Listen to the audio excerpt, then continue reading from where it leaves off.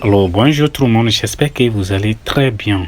Aujourd'hui, on va voir la richesse V.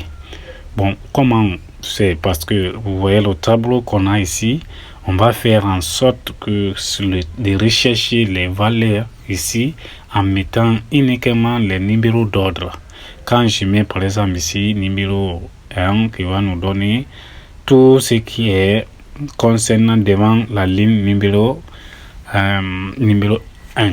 Donc, pour la quantité, ça sort quantité pour prix d'achat unitaire et prix de vente unitaire, tout sort. Donc, sans plus tarder, on va commencer par appliquer la formule. Venez dans la colonne désignation égale à recherche, sélectionnez recherche V, double-cliquez sur ça. Maintenant ici, Excel va nous guider, nous demander de mettre la valeur cherchée et on va sélectionner la série numéro d'ordre, oui, ici. Ça sera la valeur cherchée, point virgule.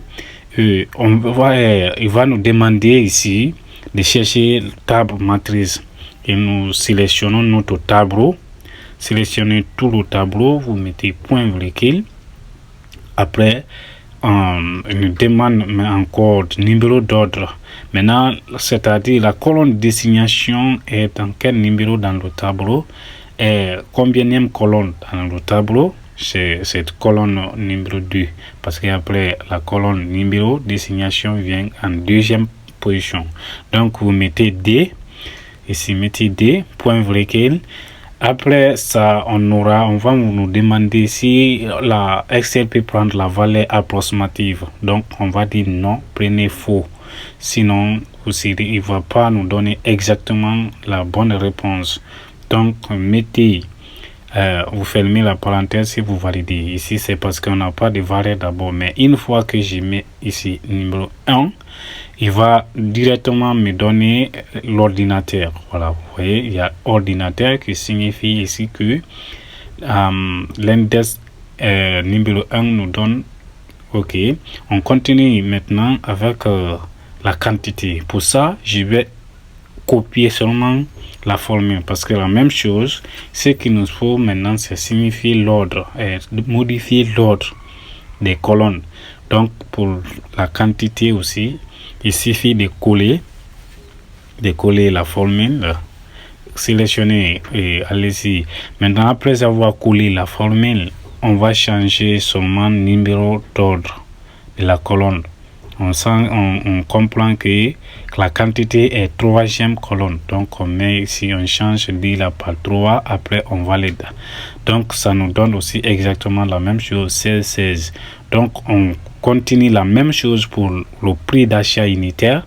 Pour le prix d'achat unitaire, également, je copie la formule et j'espère que ici, maintenant, c'est la colonne numéro 4. Donc, je remplace uniquement 4. Donc, je valide encore. Une fois validé, il nous donne encore exactement la même chose, qu'il y a 10 millions. Donc, ce qui nous reste maintenant, c'est le prix de vente unitaire. Pour le prix de vente unitaire, également, je copie la formule et je change la valeur de la par 5, qui veut dire cinquième colonne. Maintenant, après, je valide et vous verrez que exactement, nous avons la même chose.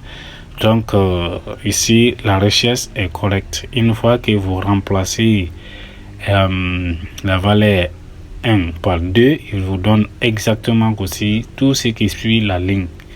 Donc, ce qu'on va faire ici, on va créer une liste déroulante qui va stocker tous les numéros d'ordre qu'on a ici de 1 à 9. Donc, allons-y dans données, validation des données. Vous cherchez validation des données. Ici, au lieu de tout là, vous remplacez par liste. Et ici, on n'a pas à saisir la liste, mais on vient sélectionner directement notre liste de numéros. Après, on ferme, on valide. Une fois tapé sur OK, maintenant, on a ici maintenant une liste déroulante.